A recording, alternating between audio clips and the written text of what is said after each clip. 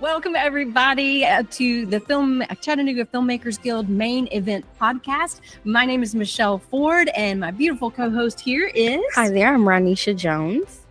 And we are so thrilled to have with us today a film sound extraordinaire expert, Peter Kurland. Welcome, Peter. Welcome, Peter. Oh, thank you. Thank you for having me.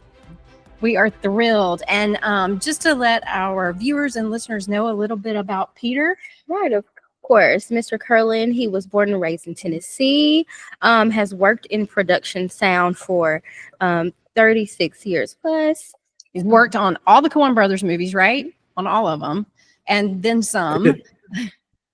And so many awards, 2 Grammys, 4 Oscar nominations, a BAFTA, 3 Cinema Audio Society Awards, and probably a lot more than I'm not even listening. I depended on IMDb for that. So welcome. Thank you so much for joining us. Oh, I'm happy to be here. Great, awesome. So one of the first questions we wanted to ask you was, how did you get into film and specifically sound? Well, I got into film because I don't know.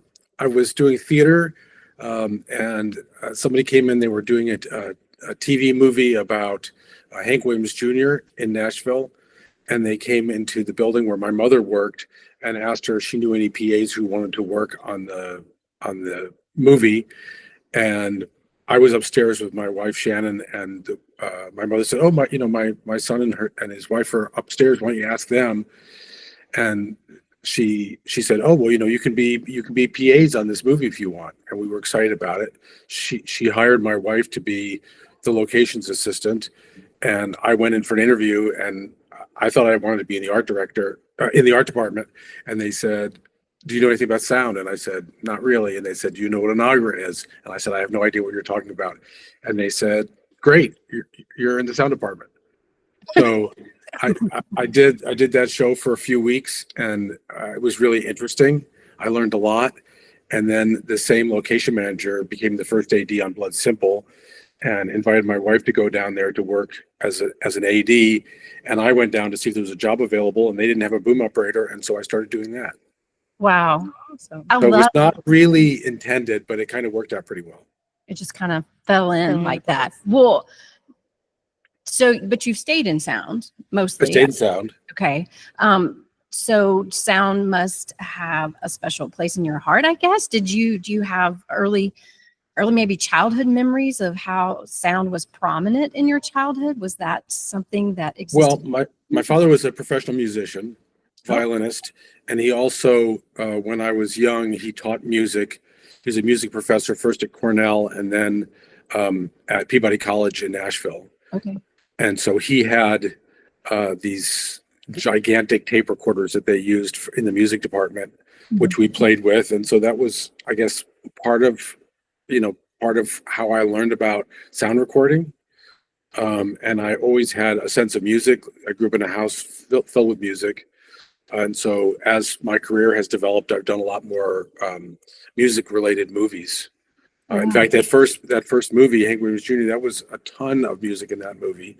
And so I learned the techniques involved in doing musical movies. And then it's just expanded it to becoming a big part of my career. Oh, wow. Awesome.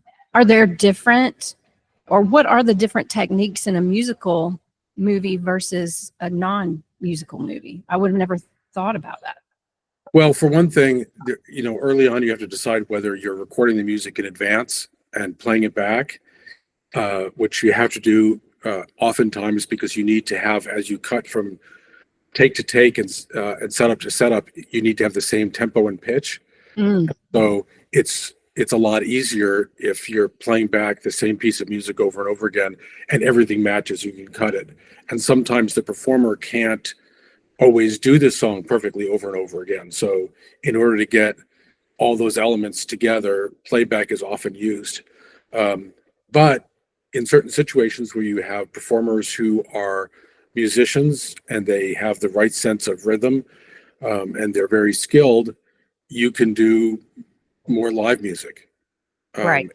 And then I sort of worked a lot with techniques that we were sort of it felt like we were inventing them as we went, but as we went along. They may not have been the first time they were done, but things where you would play the music silently in somebody's ear so they could hear it and stay on tempo and pitch, but they could actually sing, or they could actually sing and play their instrument, and it would still be perfectly in sync.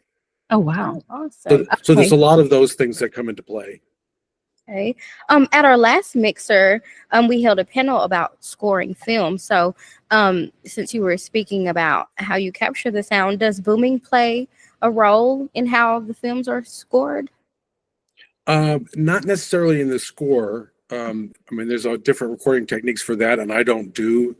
Okay. I don't record scores, Mhm. but certainly in a movie that's all music, then what we do on the set is essentially a lot of the score.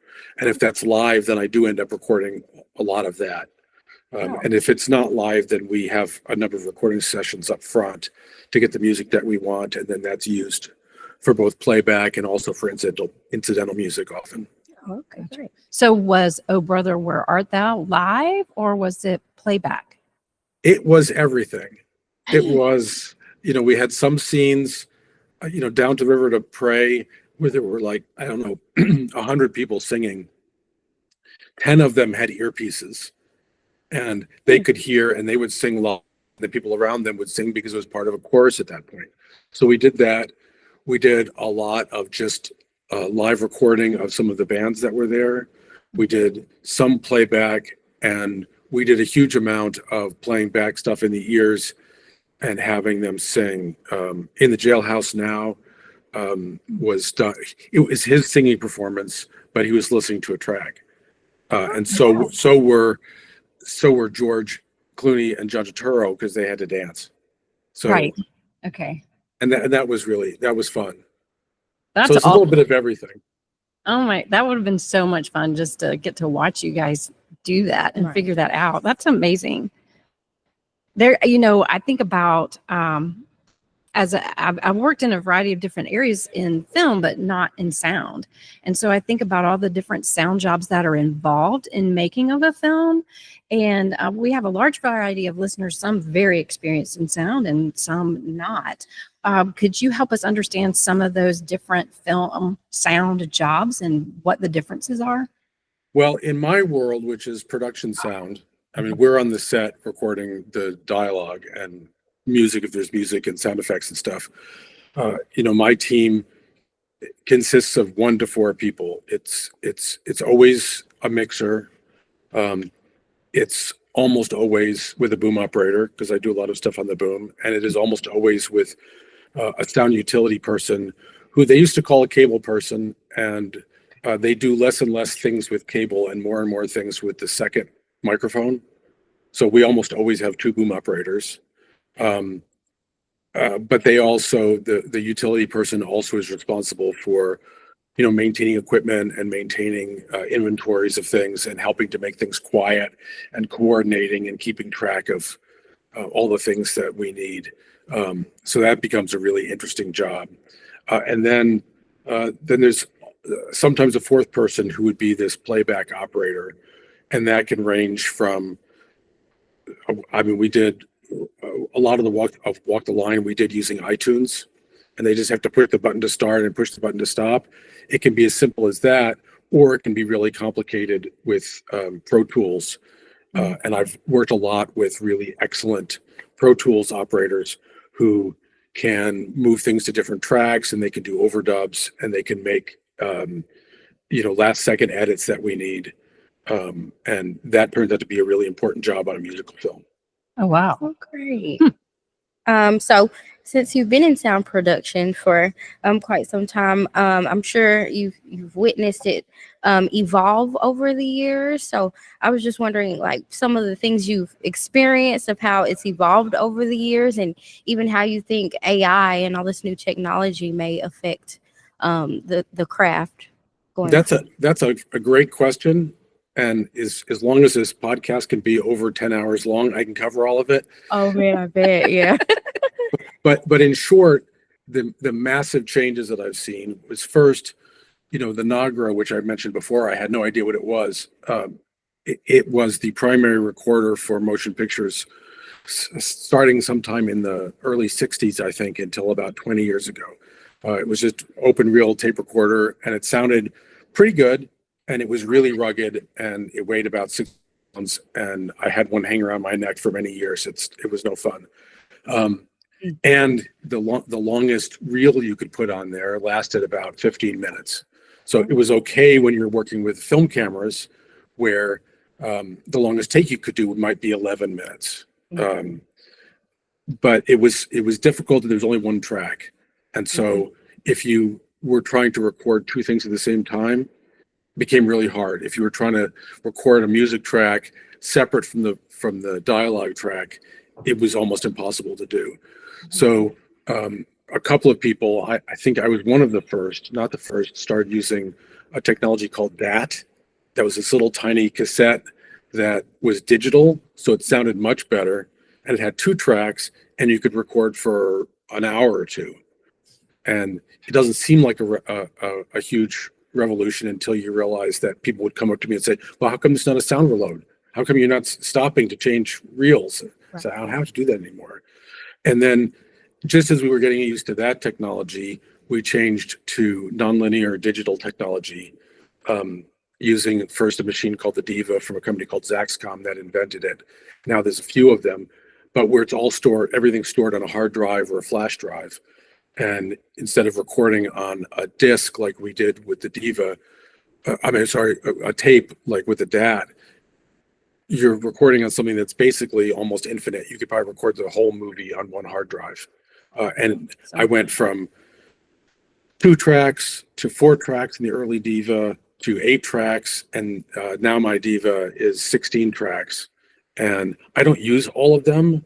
I'm sort of an old school guy, but there are certainly people now who are using 24-track field recorders and use all of them because of the other big technological change, which is better and better wireless microphones. And when people figure out they could do that and they didn't have to worry about a boom operator, and everybody thought that would be better. So now a lot of film production is done with wireless microphones, which you need one on every actor. And personally, it's very hard. I find them very hard to make sound good. And I can always recognize that in a movie and often in a television show. So I still like to record with a boom, but you might need 24 tracks. You might be doing a show with a bunch of actors and a bunch of scenes, and you need every one of those if everybody's on a radio mic. For me, my extra tracks are sometimes for radio mics, often for plant mics or music tracks, or exterior tracks. If you're shooting inside but you see cars through the window, I might get a track of the cars outside which they can mix into the right level. Yeah, That's awesome. that's very interesting, because as an actor, I feel like there's a vast difference between like a radio mic and a boom mic when I'm listening back to my work. And it's like, because I'm in the room, I feel the room as a whole, and I feel like the boom catches the room as a whole. Right. Okay. And the voices mix in the air, like people actually talking to each other. And when you're using radio, you're essentially listening with your head on that person's chest. That's not how you normally hear somebody. And it also has this weird, it's a technical thing, but there's a delay on the boom that is natural, because just like lightning hits and then a few seconds later there's thunder, there's a little delay between when you see something and hear it, and your brain is used to that. But with a radio mic and with a HD camera, oftentimes you hear the sound before you see the picture, and that's very disconcerting. Oh, Right, of course. I did not know that, but that makes total sense. Right. I guess it was just a natural affinity for like the boom, and the way that it just kept. But that, now you've explained it to me. And that's amazing to know how essential that work is, because it affects the whole experience of the film. Essentially sounds like just the difference between those microphones.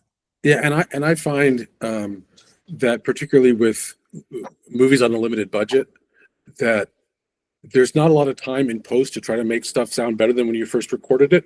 And so the original recording has to be good. And if you've got a boom, it's really simple. Everything's all mixed in place. You hear the world like it's supposed to. You don't have to add all this stuff, and you don't have to worry about clothing rustling and all that kind of stuff. So I just find that a much better way to work. And most actors prefer not to wear radio mics. They're heavy, they're distracting, they make lumps in clothing. Yes. And the newer ones I've got new radio mics that are, the size of matchbooks, but they're still sort of a foreign thing on an actor. And it means also between takes, actors get very nervous about having something transmitting everything they say between takes. And I work in wardrobe a lot of times in production, so I'm sure that's helpful, having to adjust clothes and then having to worry about the mic too on top of everything else. So it's just amazing how it all fits, makes it seamless, streamlined together. Yeah, I'm very touchy feely, and like I've been fussed about that, and so like I'm always like, and Right. I just touched it again. But anyway, so I'm going to geek out here a little bit because I, like many other filmmakers, consider the Coen brothers to be great filmmakers to study and a great source of inspiration for those of us who are trying to learn more. And one of my favorite films, I have many favorites of theirs, but one of my favorites is No Country for Old Men. And the sound in that film to me is like a very subtle yet integral additional character. It's not just something that we need to hear, but it's actually telling the story. And I think, as a sound mixer, how did you approach a project like that when the directors come to you and say, oh yeah, we're only going to have just a few minutes of music? I don't know if they made it super clear that was the intention, but we did feel a responsibility to try to record everything, even when it was really hard to do. Oftentimes on a set, when there's no dialogue, they'll say to the sound department, oh, you can go home. We don't want to pay your overtime, or we don't want to have to wait until things are quiet to roll. But we roll on everything anyway, even if there's airplanes, just because then you have it. And on that movie, it was super important. And because there was so little dialogue, it was oftentimes, hard to ask for anything. Can we please get it quiet?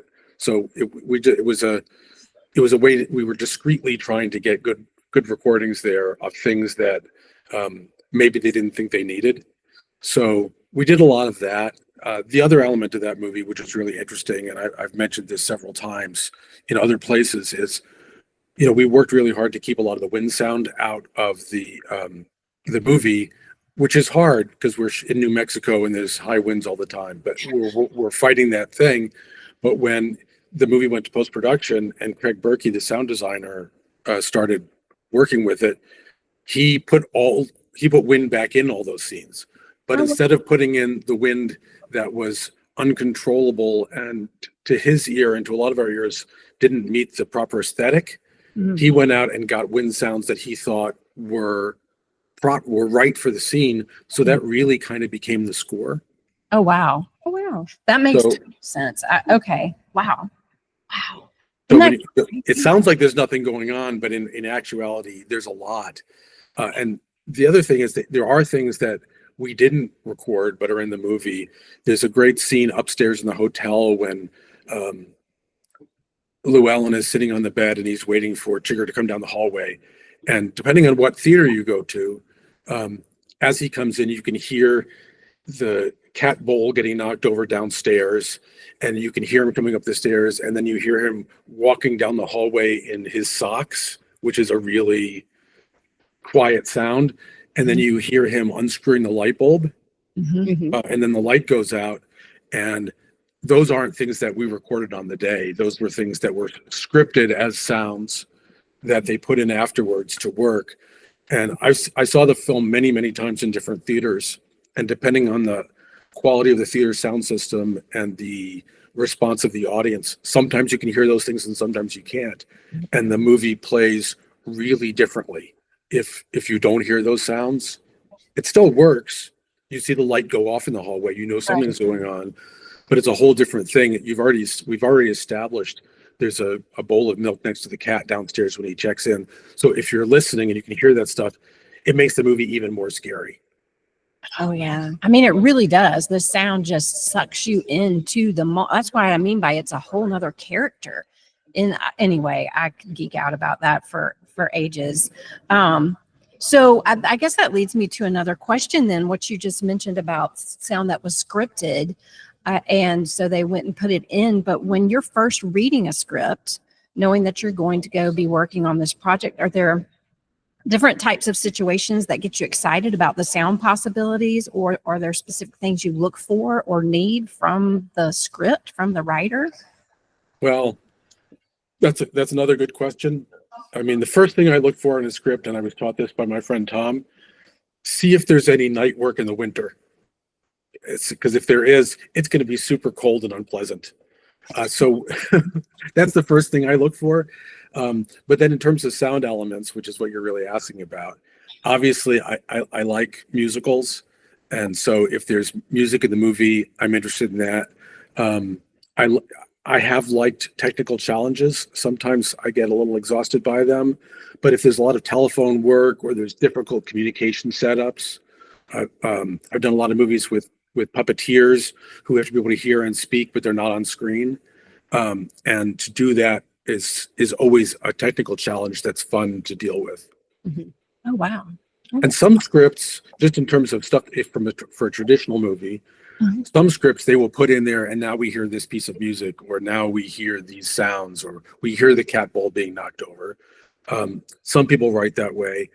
The Coens kind of write that way, but it's not all on the page, because by the time they've started shooting, they know what they want the finished movie to be. They've imagined, every sonic aspect, every visual aspect. And so, you can read the script, it doesn't say anything in it. And then when you get to the production meeting, if you're lucky, or on the set the day of shooting, they say, oh, by the way, in this scene, there's this, and this is going to be going on. And, you should be prepared for that. And sometimes it's fun things. And sometimes it's bad things like, oh, by the way, we need a lot of heavy scenery in this. And we're going to be having people run around in the background, and then suddenly you realize you have a problem you've got to deal with. Wow. Really interesting. So the production meeting becomes really important because you get to find out stuff you never would have guessed was going to be in the movie. Yeah, I guess too, as a screenwriter, I often wonder, like, what do I need to put in there that could be helpful, and yet it not stop telling the story, but what could be helpful? Because I worked in casting for a while too, and so I got information from the casting director I worked for, like, here's what I need in a script that can help me, and then I started thinking about all the different artists involved and what can be helpful in the script. It's hard because you don't want to take up a lot of room on the page with screen direction, right? But sometimes you have to, and sometimes that's incredibly important. Yeah. And if you don't write it all out, because your script has to serve a couple of different purposes, it has to tell the story, it has to tell the actors, all those things.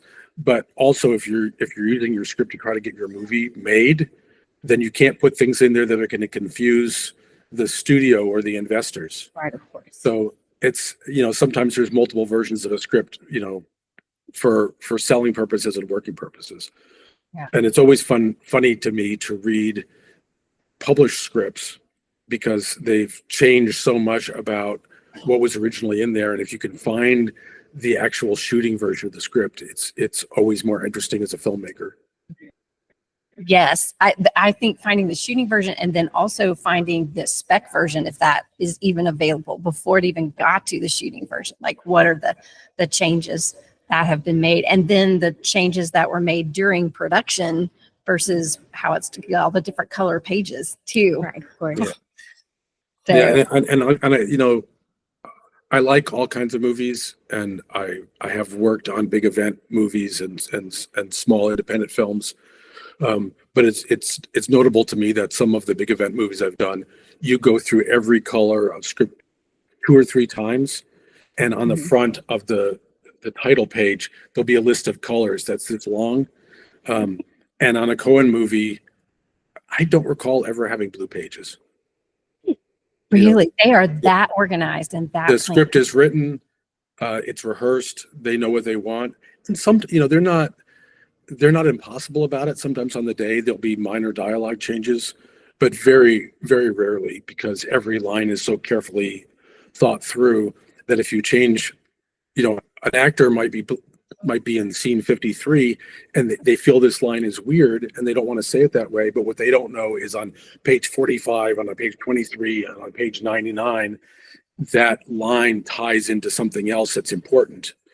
And with the Coens, if the actors say, why am I saying this way, they'll explain that, or at least to some actors, and to other actors they just know to trust it. Yeah, I think I would just trust it. Right, especially working with them. But you got it. I wanted to ask, which film had the most impact on your journey in sound production? I don't know how to answer that really. I mean, Oh Brother was a big turning point just because it was such a distinctive musical, and I have since then done a lot of musicals that I really, really enjoyed, either making them or seeing them, sometimes both. And so that was definitely a turning point. I don't know which one I could say had a big impact, because it all feels like it was a progression to me, that each thing led to the next thing, and so I don't know, but I guess I could say The Addams Family was a huge step forward for me. It was my first big studio picture, and I hadn't worked in sort of like I had a little bit, but I hadn't done a whole movie in a studio in Los Angeles, and that was interesting. And it was a whole different level of crew. It was a whole different level of budget, and there were elements of that I had just never really imagined you could have. The amount of time that was spent on everything. They had a lot of luxury in that. It may not have felt that way every day, but in general, the very long schedule, or to the things I've been doing that were the same length movie, but maybe you had a 6-week schedule instead of suddenly having like a 4-month schedule. Yeah, that makes sense. Oh Brother is my other favorite of theirs. I loved it so much, and they're so different between that one and No Country for Old Men too. But and Addams Family is fantastic. So I want to ask you just a couple of questions, if you have time, about IATSE. Sure. And the only time I'm worried about is that I've got this other thing that's coming in, but I think it's in the same. Yeah. So I might just switch the people I'm talking to. Yeah. We'll have a little bit slightly larger crowd here. Yes. But I think there's probably a number of our viewers and listeners who may not be super familiar with how the different unions work. And so to help us understand IATSE and what it is, could you give us like a quick overview of what type of people are part of IATSE and what how does it serve the film community? Well, it's a large organization. The IATSE standing for International Alliance of Theatrical and Stage Employees. But the second part of that, which nobody ever says, is and motion picture machine operators of the United States and Canada, artists and allied crafts. I left that part out. So it's a very big umbrella that covers many of the behind the scenes workers in the entertainment industry in general. People who do music concerts, people who do television shows, people who do Broadway plays, and people who do movies and television. My particular local is almost entirely movies and television, including commercials, and we represent. And there's different locals in many cities in Tennessee have their own stagehands locals. Our local is across the whole state of Tennessee, Kentucky, and northern Mississippi. And we represent specifically what's called the studio mechanics, which is grips, electrics, costumers, set construction, props, sound people, basically everything except camera employees, some production office employees, script supervisors, and editors. And hair makeup artists, we don't represent. That's represented by a different local. But everybody else, So on any given, on a low budget movie like the one I'm in Memphis to deal with, there's maybe 50 people on the show, and I represent 40 of them. Oh, wow. So give me a little pitch. So we're in Tennessee, and many of the neighboring states are right to work states. And I'm a member of SAG-AFTRA, but I don't know if IATSE operates differently, or because I will hear people actors who will say, well, why should I join? Because it will exclude me from work. And then I try to talk to them about the benefits of being part of the union and that it doesn't have to exclude you from work. So is that a similar issue with IATSE, and how could we help people understand that it is beneficial for them if they have the opportunity? Yeah, it is different than the Screen Actors Guild in a couple of different ways. I mean, that's sort of one of them. SAG Rule 1, which basically says you can't work on a show with anybody who's not a member. We don't have that. Okay. Maybe it'd be better if we did, but we don't. And in Tennessee, where there isn't quite as much production as there might be in a bigger market in Atlanta or Los Angeles, people have to take the work that there is. And so we don't say you can't work on a film that's not under contract. People can work on whatever they like. But we do try to get a contract on shows that are appropriate. So if non-members work on a show, we'll ask them to support us and try to get a contract. Right. If the national labor laws basically say anybody who works under one of our contracts is covered by the contract. They get the same health insurance whether they're a member or not. So I represent all those people whether they're my members or not. Oh, wow. Okay. That's great. Members get a little bit more access to the work because we know about it in advance and we put it in our newsletter and people find out about it. But we don't want to have non-members treated differently because we don't want to make it cheaper to hire a non-member. Right. So we're interested in getting contracts on everything. And the main reason, maybe the only reason, is for health insurance benefits. Because health insurance is hard to get. Good quality health insurance is hard to get. Before the Affordable Care Act, if you already had a medical condition, you couldn't get insurance that covered it. But our insurance always covered that. So right now, it doesn't seem so important, but with the political change, we could turn around and need that coverage again. Right. So that's a huge element is the health insurance. And I'll just touch on right to work for a second. Mm-hmm. Right to work means nothing to the employers.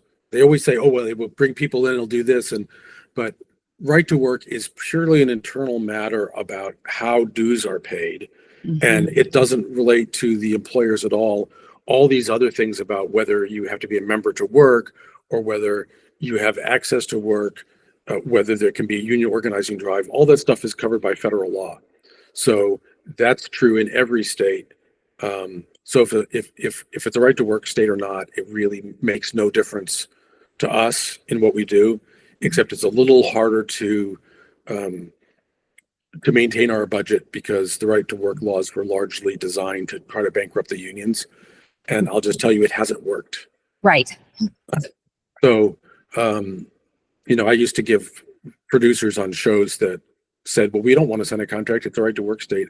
I used to, once they were organized and they were under contract, I would give them a free coffee mug that had the IATSE local 492 on one side, and the other side it said, right to work means nothing to an employer. Just to remind them. That's great. I'm almost out of mugs though. I love a mug. Well, we just appreciate so much your time with us, and our listeners and viewers will gain so much from all that you've had to share. And we look forward to sharing you with our group who's here tonight. And just thank you so much. All right. Well, it's great to talk to you. Yeah. Valuable information, and I'm sure it'll encourage a lot more people to get involved, just from union to non-union. They know they have something that's going to protect them. So it's great to learn about that. Mm-hmm. And I'm always happy to talk about it. So if people have questions, they can call me, or if you want to go into more in depth on the union side of this, let me know. Yeah, I really might like to do that. Thank you. All right. So much, Mr. Kurland.